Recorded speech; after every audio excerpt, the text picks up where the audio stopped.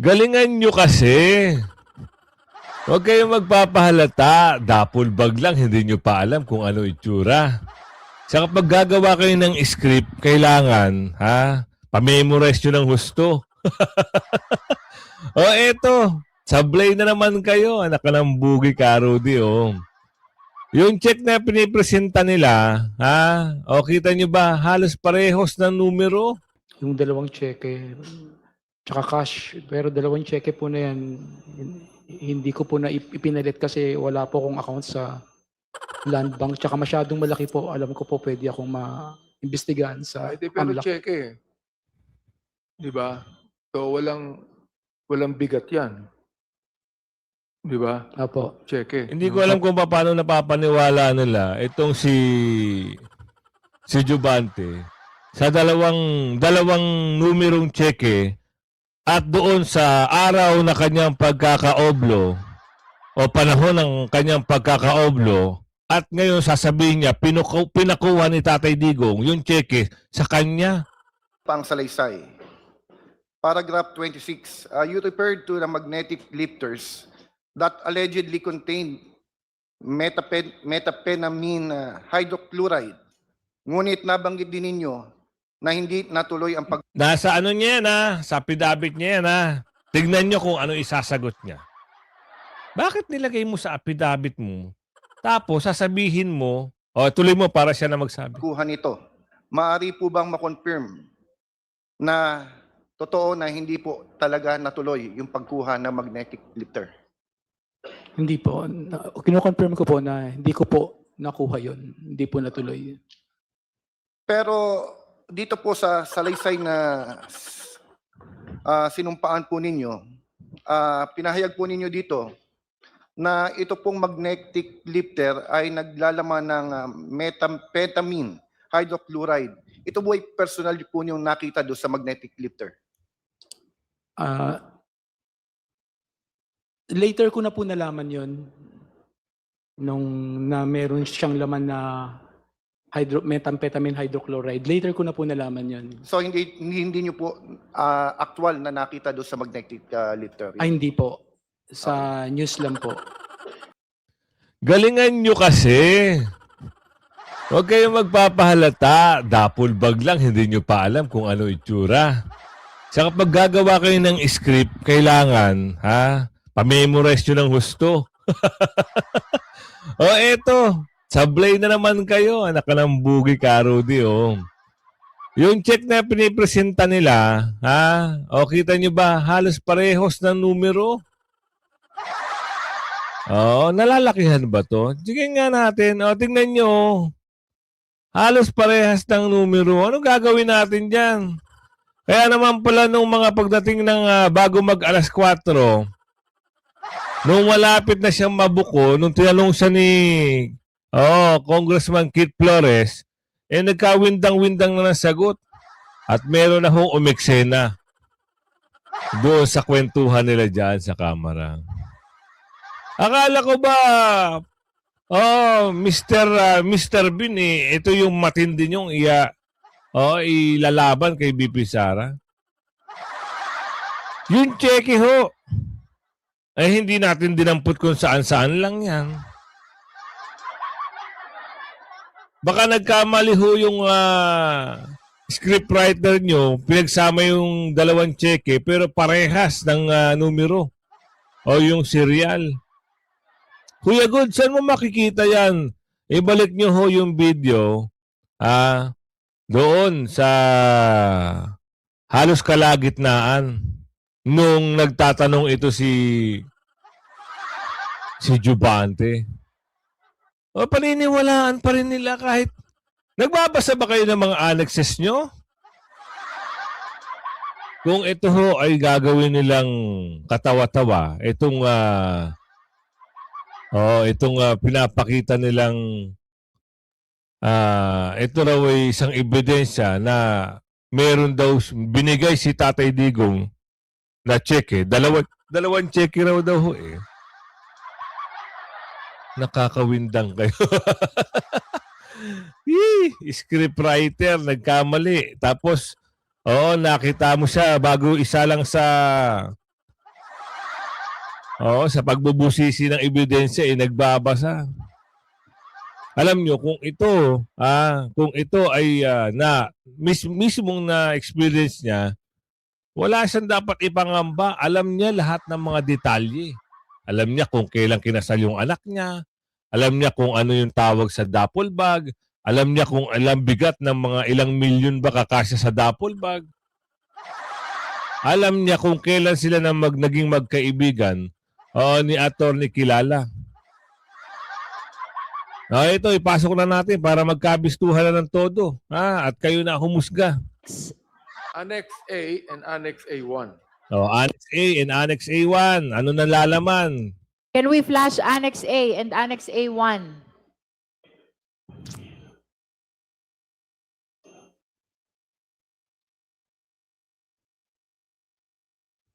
We are reminding the justice members that our clarificatory questions are limited to 5 minutes only. 5 minutes May sosobra ata dyan. If that will not be sufficient, you will be listed for the second round.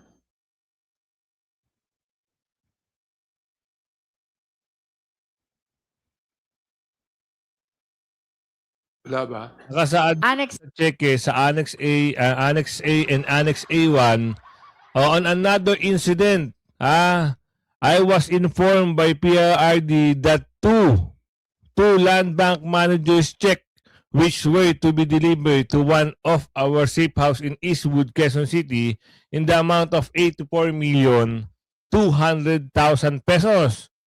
Pwede ba magkaparehas yung manager's check na yon? Pwede ba? Tatanong lang tayo Para sigurado i-google natin. Kasi pag ako may check magkaiba yung serial nun Halimbawa, yung booklet mo yung isang booklet mo 100 pieces. Hindi naman pare-parehas yan. Anak ka ng bugi naman, Karodi Pinagagawa na tayong eng-eng ng mga ito Alam nyo, ob na ang maniniwala dito kay Madriaga. Kung kayo mismo, ewan, mahirap talagang magtagpi-tagpi ng istorya kung hindi ito nangyari sa buhay mo. A and Annex A-1. These are attachments to the impeachment, to the supplemental affidavit of Mr. Madriaga. Kindly flash. There. Ayan. Okay, Pero let's start hindi- with Annex A. Hindi niyo po nailagay sa inyong supplemental affidavit kung sino nabigay sa inyo. Itinawag po ni dating Presidente Duterte na pick-upin ko po sa safe house namin sa Eastwood. Wait lang Tignan nyo yung numero. Para magkaalaman lang. Ano ba ang nilalaman ng numero dyan? Dyan sa, ang tawag nito, dyan sa cheque na yan.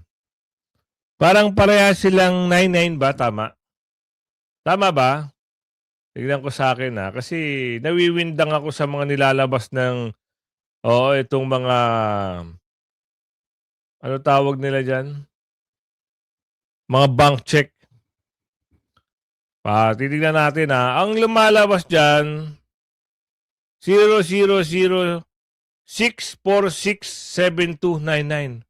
April 18, 2023.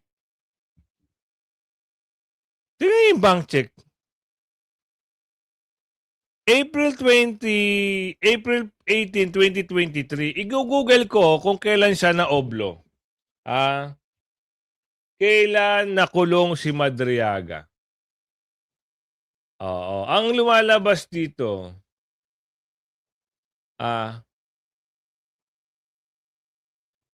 siya inaresto noong Hulyo 2023 dahil sa kanya umanong tungkulin bilang pinuno ng ransom.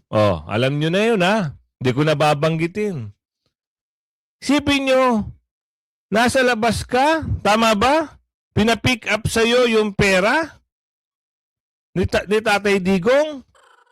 Nasa oblo ka niyan nung panahon na yan. Kailan yan yung cheque mo? April 18, 2023. Kailan ka na oblo? April din.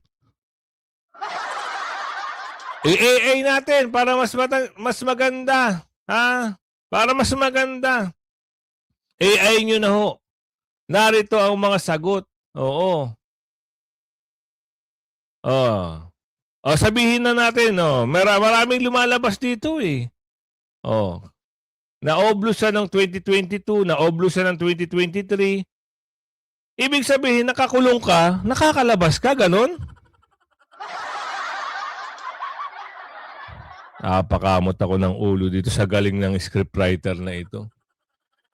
Hindi, totoo lang Oo, sige, bigyan natin ng atso. Si Ramil Madriaga, ang panibagong nag-ako sa laban kay BP Sara. Oo. Eh bakit inaakusahan mo si BP Sara ng ang daming mong ang dami mong sinasabi kay BP Sara, 'di ba? Pero ang tanong dito, kailan ka ba na-oblo? Mag-Google ho kayo, tapos ipaghambingin nyo itong cheque na dated April 2023, tama? Oh, April 18, no?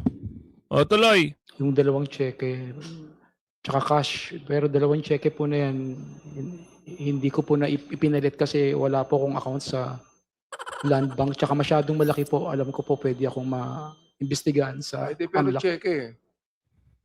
Di ba? So, walang bigat yan. Di ba? Apo. Cheque. Hindi ko alam kung paano napapaniwala nila itong si Jubante sa dalawang numerong cheque at doon sa araw na kanyang pagkakaoblo o panahon ng kanyang pagkakaoblo at ngayon sasabihin niya pinakuha ni Tatay Digong yung cheque sa kanya. Pag ito nakita ng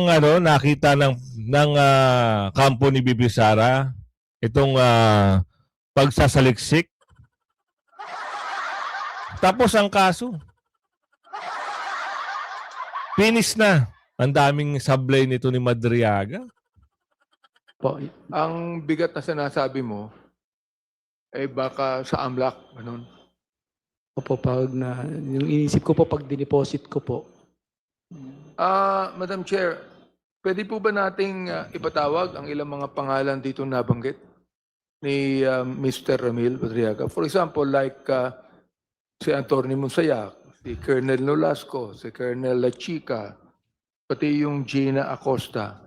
We will defer our concern on issuing subpoena for additional witnesses until we have presented all the resource persons, who have Okay. complied already. We have a Alright. long list of resource persons already in line. Dalawang tanong na lamang po.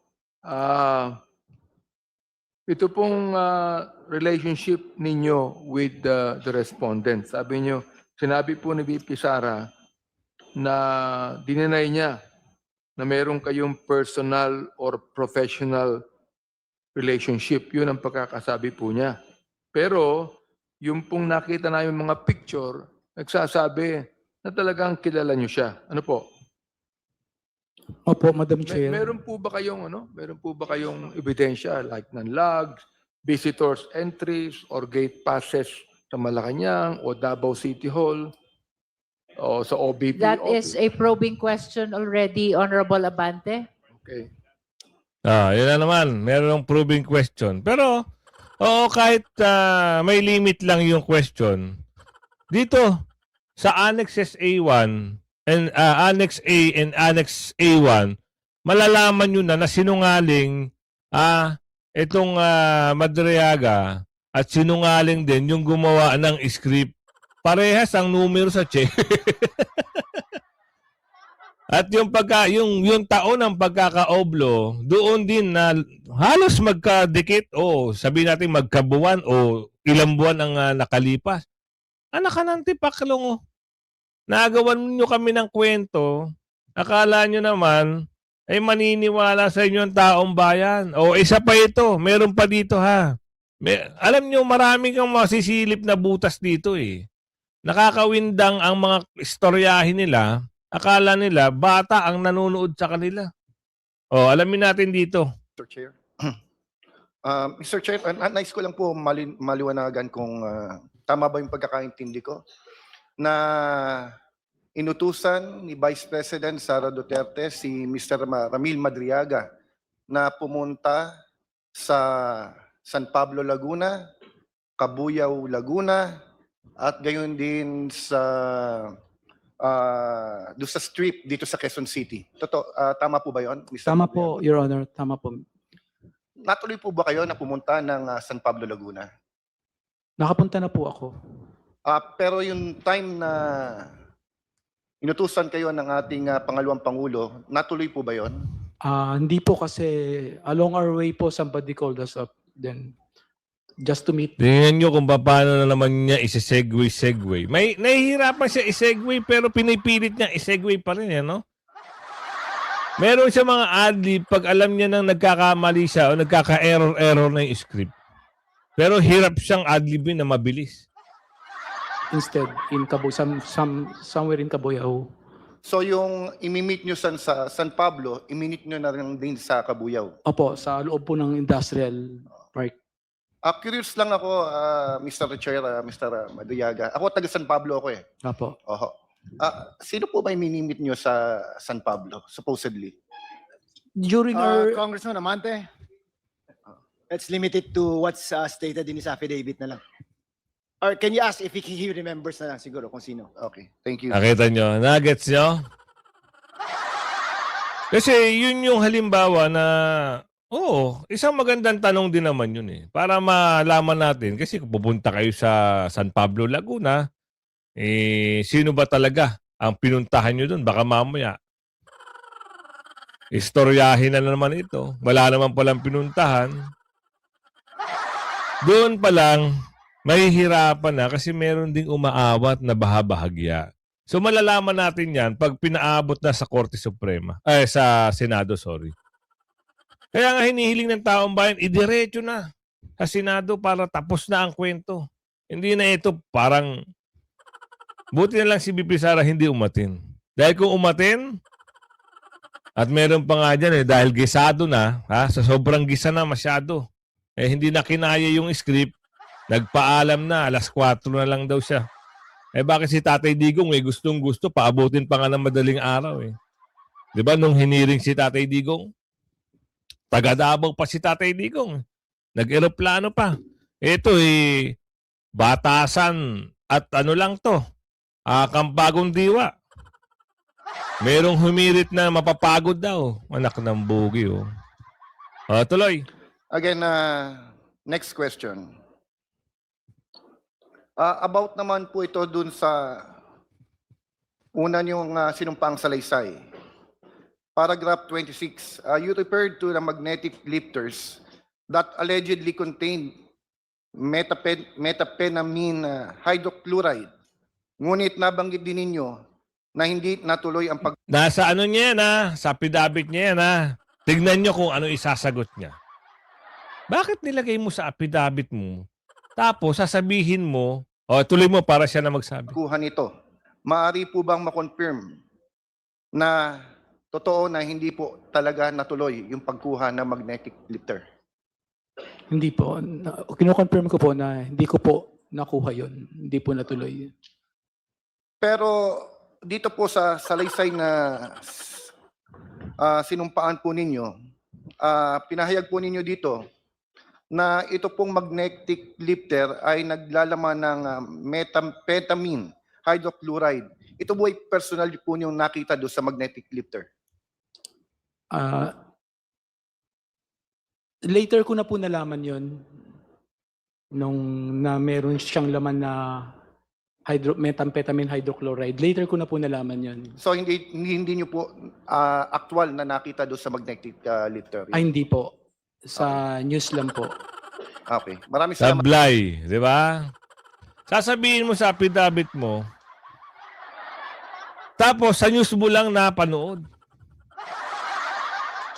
Kaya nagulat ito si si congressman, Bakit ganun? Sa news lang, pwede pala yun. Gagawa ka ng sarili mong affidavit, sinumpaan mo, tapos galing lang pala sa news.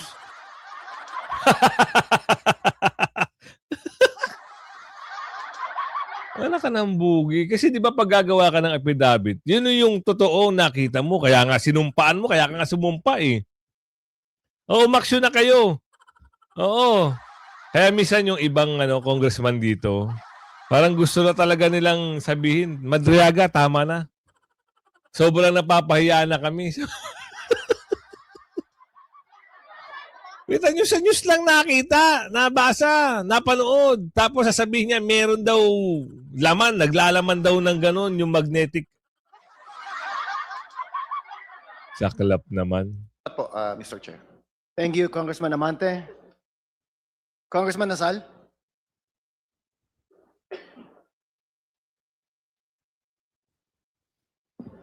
I would just like to make a manifestation, Go ahead, Mr. Congressman Chair. Nasal.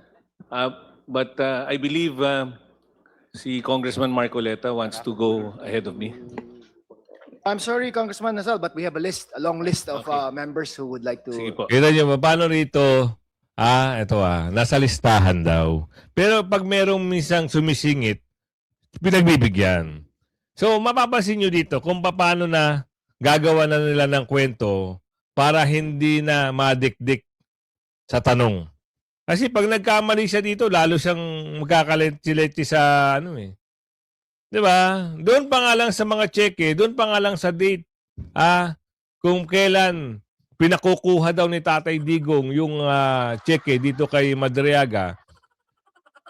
Alam niyo yung date kung kailan siya nasa Oblo? Magaling magtagpi. Eto na.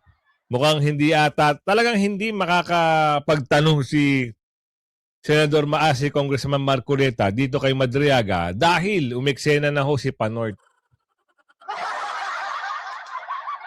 Sasabihin doon kailangan mo na ba na umuwi ng alas 4? Kasi si Tatay Digong Davao, inabot kayo ng umaga sa hearing.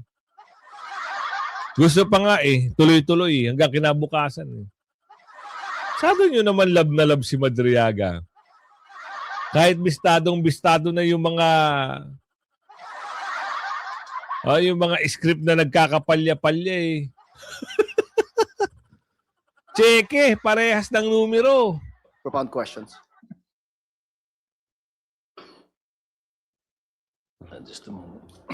Is the manifestation in relation to the testimony or the affidavit of Mr. Madriaga? Yes. Go ahead, sir. Mr. Chair.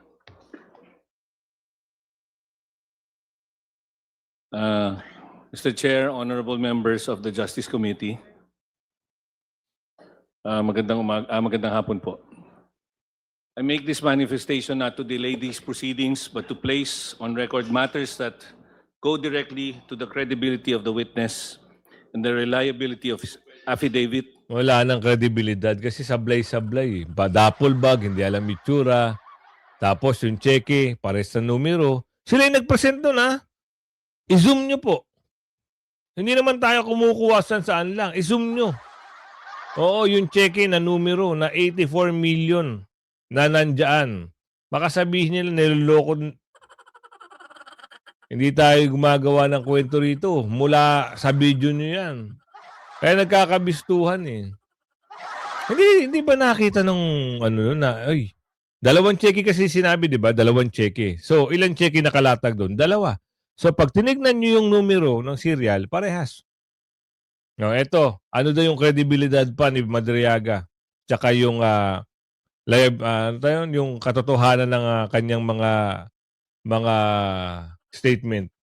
In the interest of truth, fairness, and the integrity of this impeachment process. Congressman Nasal, we're here to determine probable cause lang, no? And Opo. the credibility of the witness should not be put in question because that should be in the Senate trial po, no?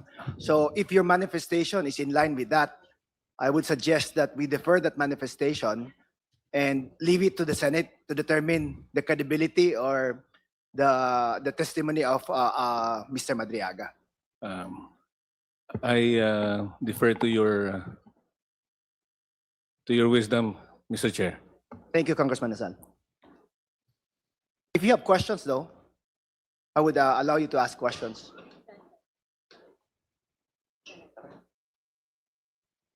Pwede po ba ako magtanong? As a Oo, non-member? you're on the list po. Yeah. For as long as it's not probing questions nila and in line with the affidavit of Mr. Madriaga. Sa next na lang po na pila. Okay. Thank you. Ayan, tuloy. DS Konghun. Baka kasi ano baka Thank kasi... you, Mr. Chair. Some clarificatory questions lang po.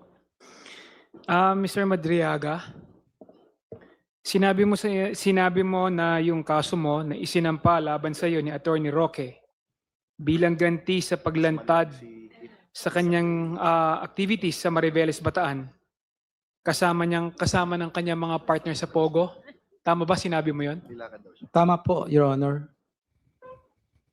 Sino-sino yung kanyang mga partner? I'm sorry, but that is not allowed, DSJ.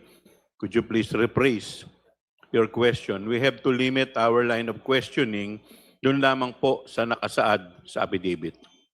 Tinitingnan ko lang, Mr. Chair, kung alert ka pa kasi para kanina inaantok ka eh. So, chinecheck ko lang kung alert ka. Tama ba na kaya mo ginawa yun ay dahil sinubukan mo lang na tulungan yung mga magsasaka na bibigyan sana ng Certificate of Land Ownership and Award ng Department of Agrarian Reform, Mr. Madriaga? Tama po, Your Honor. May papakita Tama rin ko sa ba inyo na kaya kung mo ano ginawa yun? yung cheque Ay tama rin ba na gusto nyong gawing Pogo Hub sana ni Attorney Roque kasama ng kanyang mga kasamahan yung lugar na yon ayon sa inyong affidavit? Opo, Your Honor. Para magawa niya yon, kailangan niyang ilipat yung titulo ng lupa sa pangalan ng First Bataan Mariveles Holdings Corporation. Tama ba? Opo, Your Honor. Nabanggit mo din na ang presidente at CEO nitong korporasyon na ito ay si Danny Coral, na siya rin ay isa sa mga incorporator ng Lucky South 99 Outsourcing Incorporated at Lucky South 99 Corporation. Tama Opo, Your Honor. At itong dalawang kumpanyang ito ay nag-ooperate din ng ayon sa iyong salaysay, ay nag-ooperate din ng Pogo Hub sa Pampanga. Tama ba? Opo, Your Honor. Nabanggit mo rin sa iyong supplemental affidavit na sinabi mo na sinabi sa iyo ni PPRD na tatakbo na lamang bilang VP ni VBM si VP Sara, tama ba? Tama po, Your Honor. So nililinaw ko lang yung affidavit mo, Mr. Madriaga. Opo. Sinabi mo din na nabanggit ni PRRD na nag-meeting sila ni BBM para pag-usapan ang posibleng alyansa sa 2022 national elections. Eto na. Nag-meeting sila ni BBM. Ano ka ng bugi? Ayaw nga ni Tatay Digong kay Bangag. Against nga siya kasi hindi niya gusto. Ano ka ng tipaklong? Ipapasok mo pa yung issue na yan.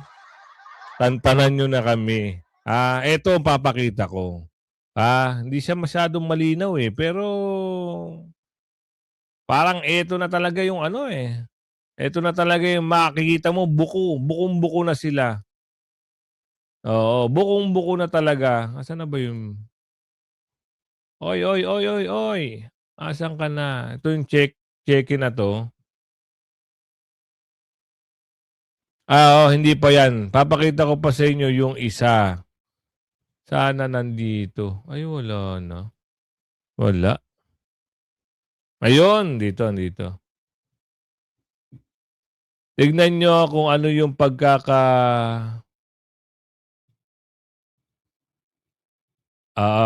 ayan Tignan nyo kung ano yung pagkakaparehas ng cheque. Ayan, parehas ginuhitan ko. Galing yan sa kanilang exhibit. Exhibit A and A1. Doon sa kwentuhan nila Jubante tsaka si Madriaga. Kasi gusto niyo yung paniwalain ng tao, pero dito sumablay na kayo. Ang hirap alam niyo, nahirap gumawa ng kwento Manager's check. Nakapangalan kay Ramil Madriaga.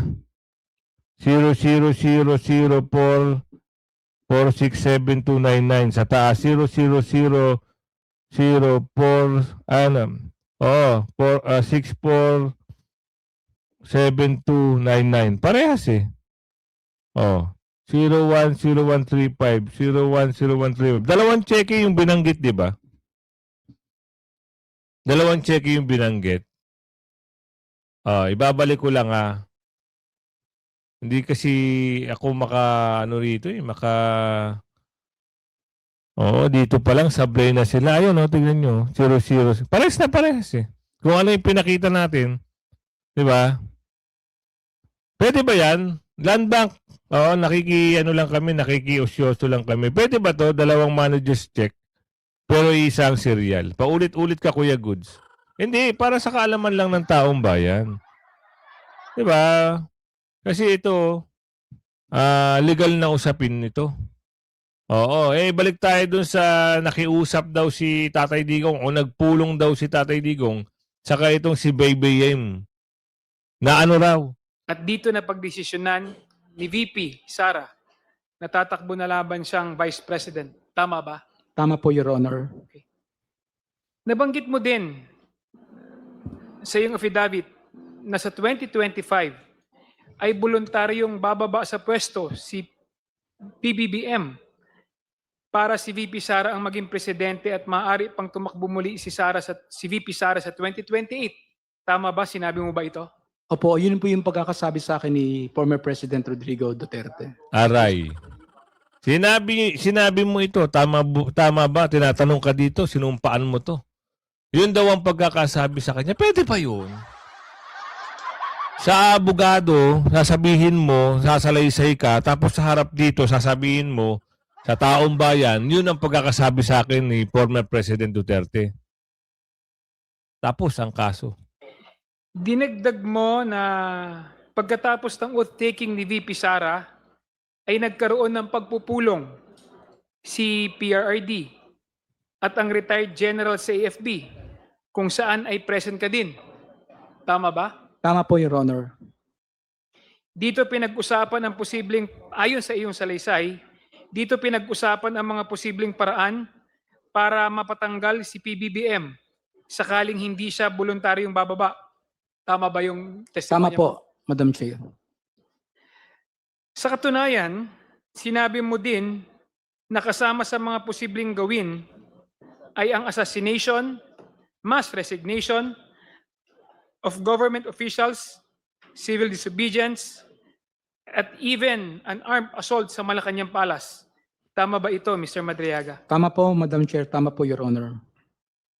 I have no more questions, Madam Chair. Maraming salamat. Galing ng kwento ni Madriaga, no? Kaya nung si Senador Marcoleta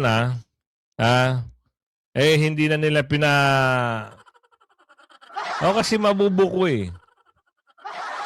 Umuwi na, biglaan. Nagpaalam, dahil tawag nito, kailangan daw makabalik na siya dahil yung paliwanag, para sa kaalaman natin. On the record. Mr. Madriaga, may we clarify first, up to what time are you allowed here? 4. That's what the order states. Yan yung yan yung malapit nang magtanong sana. Yung time na ni Congressman Marcoleta diyan, wala na. Nagtanong na sila alas 4. Hindi mo lang ginawang alas 5. Konti na lang eh. So does that mean that you have to leave the house at 4 o'clock in the afternoon? Opo, Madam Chair. So you will leave at exactly 4? Opo, Madam Chair. Okay, thank you. You may proceed to answer the question. And in paragraph 71, dinescribe nyo na you park the car and then iniwan nyo yung susi on the left front wheel. Tama ba ba?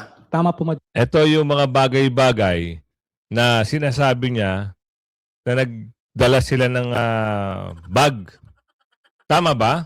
Chair. And Your Honor. sinabi mo dito na it is our usual practice when delivering large amounts of money. Tama po? Tama po, Madam Chair. Now, sinabi mo usual practice, Usual practice yung duffel bag nga. Hindi mo alam kung anong tawag.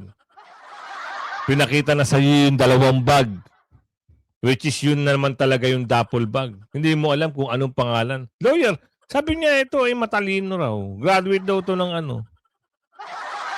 And ang understanding ko from the paragraph is that you did it more than once. Tama po ba? Tama po, Madam Chair, Your Honor. Ang question ko po, if you did it more than once, bakit wala siya in your original affidavit and in your supplemental affidavit ang other instances na ginawa niyo to na delivery? Yung tinanong po nila ako kung ano yung alam ko, inuna ko lang po yung pre-election tsaka post-election. Ano ibig sabihin? Ano yun? Yung sa bago po mag-election, nung nagtatag na po ako ng EC Pilipinas, tsaka po yung post-election, yung after nagpagkapanalo po ni BP Sara. So yun lang po yung coverage kasi napakarami po since 2017 po, Madam Chair. Okay, same with paragraph again.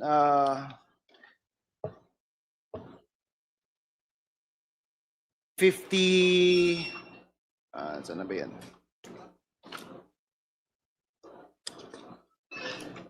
Paragraph 56, Mr. Madriaga.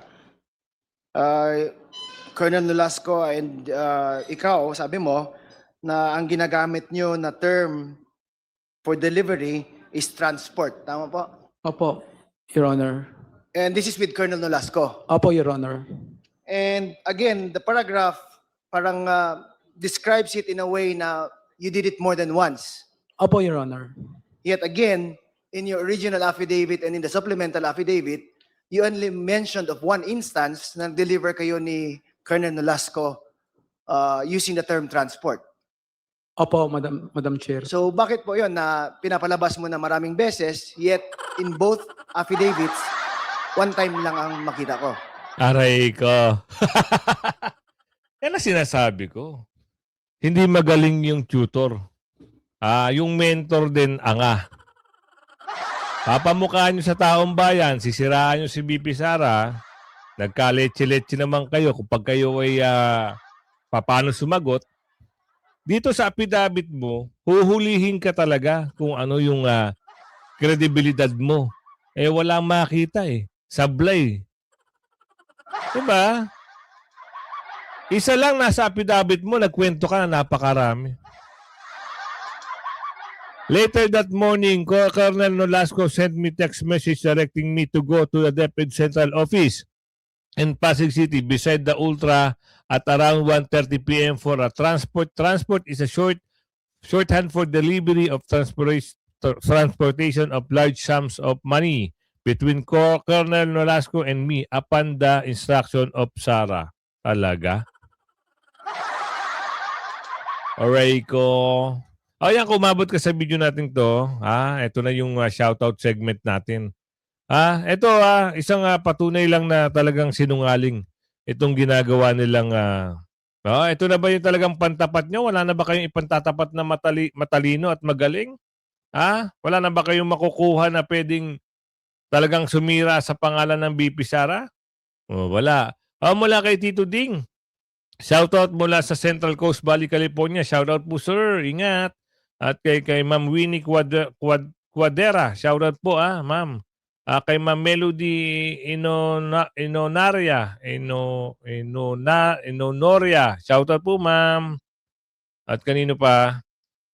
Kay Ma'am Irene Batum. Shoutout po. Nanonood siya sa Taiwan. Ay Tagoy TV channel. Nanonood siya mula Rome, Italy. Shoutout po. Leo Peralita. Ayan, lagi siyang nanonood sa ating mga reaction TV. Tapos, shoutout po kay Willie Peñales. Shoutout po Ingat, ingat. Kay Fernando Antolina. Shoutout po Kay Marciana de la Cruz. Shoutout po ng bonggang-bongga. Kay Ma'am Sir Angry Juan. Shoutout po. May 2 Happy. Shoutout po. Marilyn Ferrer. Shoutout po. Cristina Ibanez, shoutout po. Charles Coronel, shoutout po. Ayan. Sino pa? Hindi ko mabasa iba. Lita A20, shoutout po. Ines Dalita, shoutout po. Sambo Sambo Sabas, shoutout po. Ayan, kung umabot ka sa video natin ito, wag mong kalimutan mag-like, share, subscribe at yan ang ating paglalambing. Hanggang sa muli Sabi ko nga sa inyo, etong tao na to, wala nang kredibilidad.